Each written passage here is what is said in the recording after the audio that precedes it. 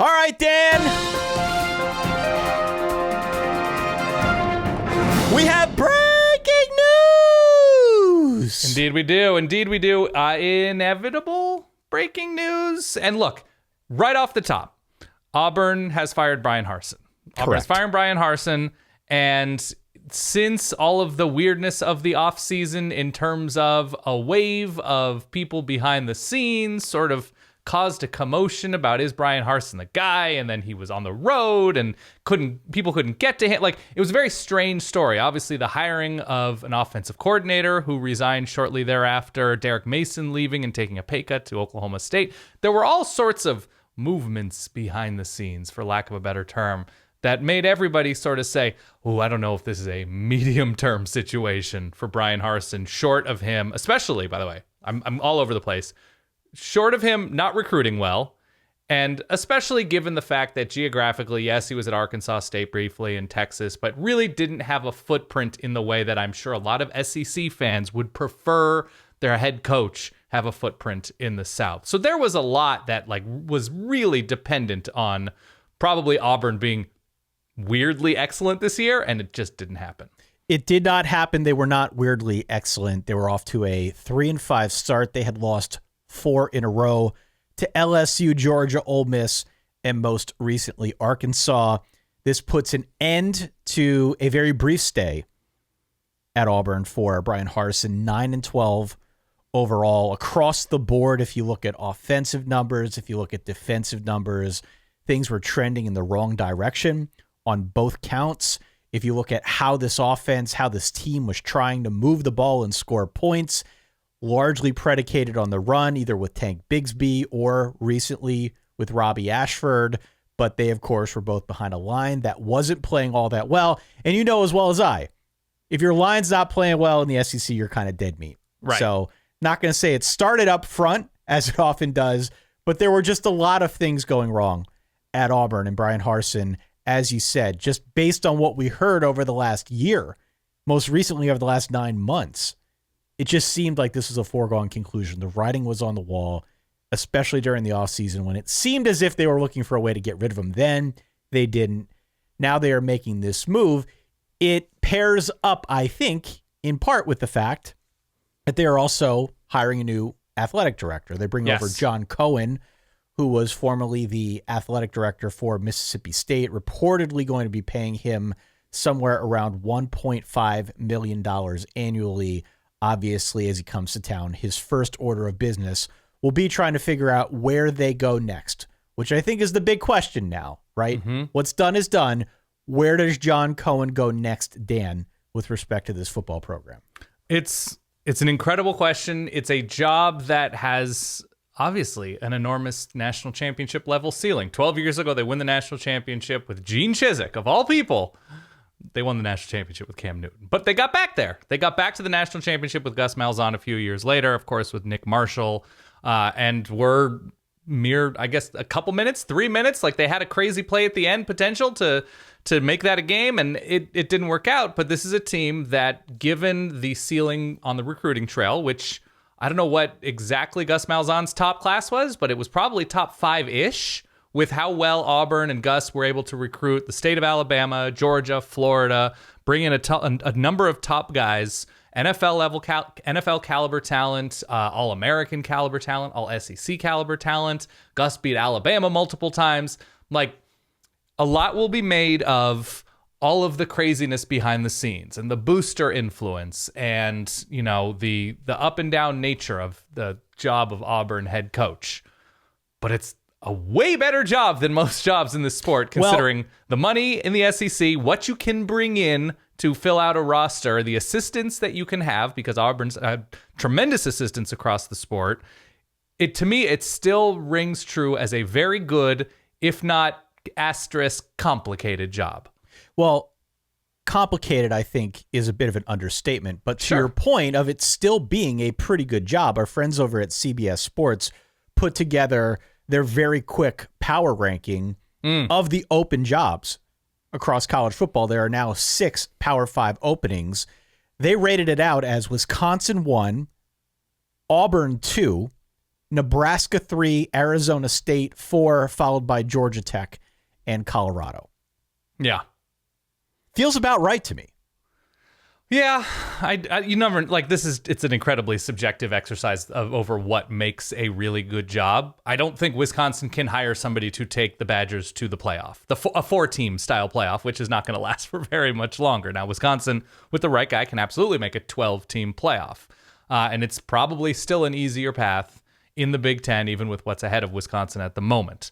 With regard to Auburn, they can make a playoff. They can build a roster that can beat Alabama, that can beat Georgia, that can beat LSU, Ole Miss, A&M, whoever, you name it. Obviously, we've seen it in recent history. We can go through the names.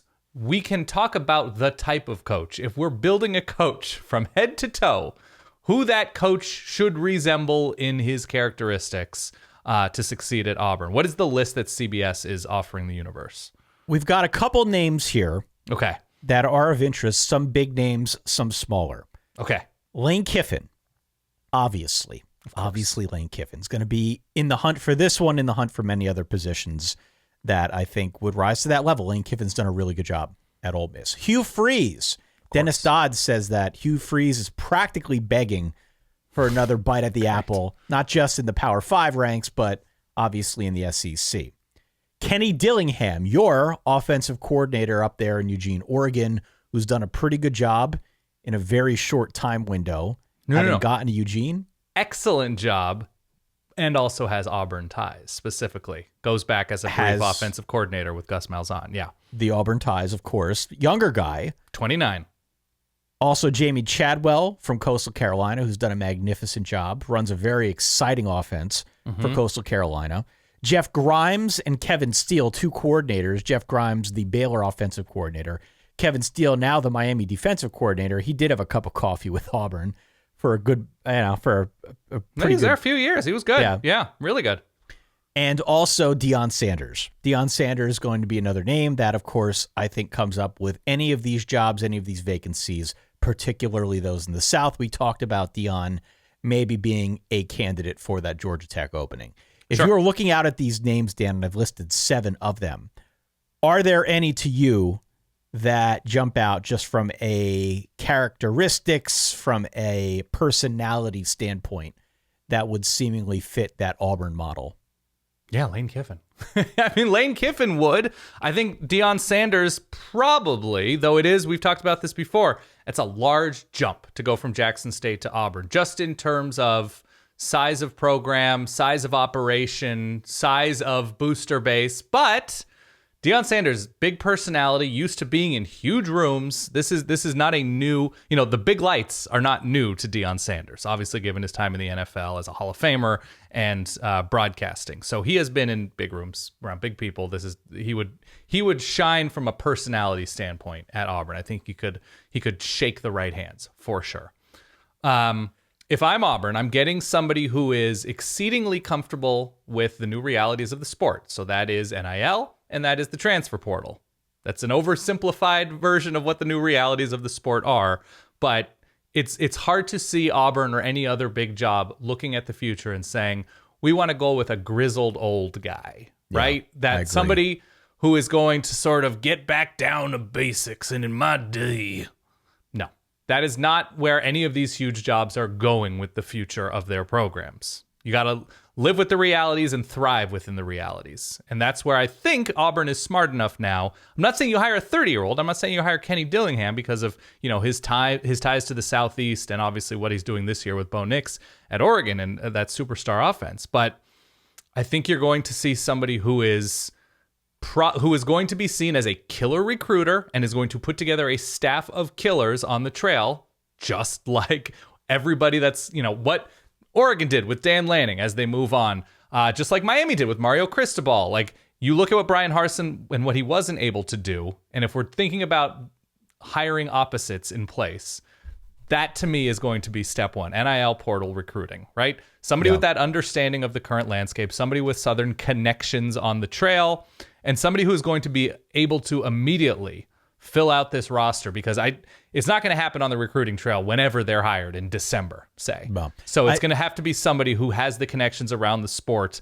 to high school coaches to say, okay, this guy's in the portal. Can I talk to him? This guy, right? It's somebody like that who's going to be able to fill out, who's going to be that portal king, which is why I say Lane Kiffin, because of what he was able to do last year at Ole Miss.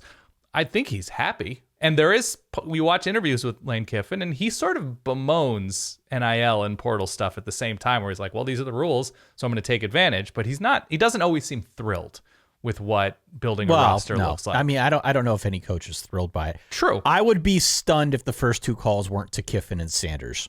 Okay. I would be stunned. I don't think if you're Auburn, you want to go with a coordinator. This is a big deal, this hire, right? This is the first hire for a new athletic director, a much regarded athletic director who, just by virtue of him leaving from Mississippi State, it was a shockwave throughout the SEC. This is a guy who's very accomplished, and I don't think he wants to step into a situation where he's taking a run at a coordinator. It's got to be somebody who's somewhat proven, got to be somebody who's got a bit of gravitas, who can do all the things you described. I think it's Kiffin. I think it's Sanders. If one of those guys wants it, it's probably theirs for the taking. Jamie Chadwell, I think, is interesting. I think he's going to get a job this cycle. That's a big jump, though. That is a jump. But it's a jump. I could see Georgia Tech being a better job for Jamie Chadwell than going straight from Coastal to Auburn, but stranger things have happened. I think that a guy like a Hugh Freeze is interesting. Obviously, he has sort of rehabilitated his image up there at Liberty, but I don't think if you're a new AD stepping into the situation, you want to retread. I think you want something new. You want something exciting, something that the fan base can get behind. Of all of those things, all of those considerations, the 2 that do it for me most would be Lane Kiffin and Deion Sanders, both of whom I think would be good hires. So the caveat with Freeze is he's not a retread in that he had a bell curve of a career in Oxford on the field. He didn't suddenly go winning 9, 10, 11 games, putting together the recruiting classes he did, which may or may not have resulted in some disciplinary action after the fact, and then start going 4-8 every year, right? It was an off-the-field thing that got him relieved of his duties in Oxford and finding his way to Liberty. And so he, I think, is looked at just in terms of a pure ability to coach as a viable big-time candidate because of what he did in the SEC West. He won a ton of games in really impressive fashion, both building up offense and defense, and, of course, having the success he did on the recruiting trail, which, by the way, is less difficult now.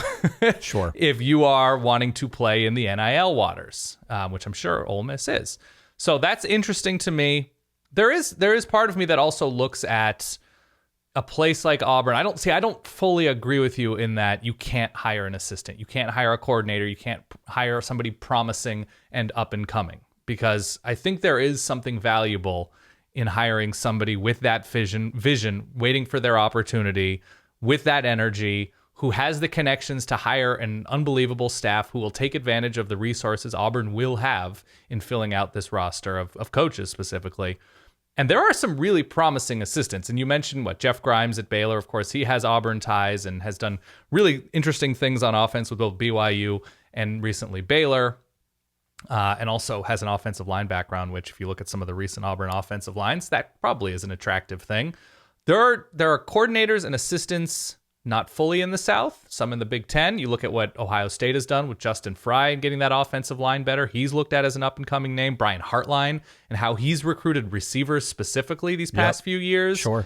I think there is something to somebody that successful at that huge of a machine of a program like Ohio State. What about Alex Golesh at Tennessee, the offensive coordinator under Josh Heupel? I think his name is going to come up more and more, considering his involvement, and it's Josh Heupel's offense, of course, but his involvement with just a supernova of a season for Tennessee's offense. Was at UCF with him, was at Iowa State with Matt Campbell before that, so he has major program experience. Ryan Walters at Illinois, another young up-and-coming name with what he has done quickly with that. He's at Mizzou, so he has some SEC footprint, still young, but, to have a top 5-8 defense in the country at Illinois is no easy feat, and you can sort of talk yourself into imagine what he could do with a top 10 recruiting class at Auburn. Look, there are so many promising assistants out there. Sure. My hunch is that many of them will get jobs. I just don't think if you're John Cohen stepping into this situation, you want to take that risk. I think you want to try and get a splash hire, somebody who the fan base unites behind and feels confident can do a better job than the one that Bryan Harsin did. Bryan Harsin was always a weird fit. Sure. That was always a bit of a mixed reception right from the jump when he took over at Auburn. I don't think you can afford that if you're John Cohen. I don't think you want another learning curve, so to speak. Somebody who comes from afar and has to learn how the system works down at Auburn. I think you want to try and get this thing up and running as soon as you can, and I just don't think an assistant gives you the shortest pathway to do that. Could be wrong. As you said, a lot of talented assistants out there. But the other thing that I will throw out there. Please, I'm all ears. I clearly do not have any names to associate with this comment. But as we saw last season on the coaching carousel, do not be surprised if you hear other coaches that you would not expect to potentially be interested in this gig. I would not put it past the state of college football in the year of our Lord 2022 for there to be the random dark horse coach candidate. You're saying Mike Riley's going to take the Auburn job? Is that what you're saying? Prepare yourself accordingly for Bill Callahan or whoever else. Yeah.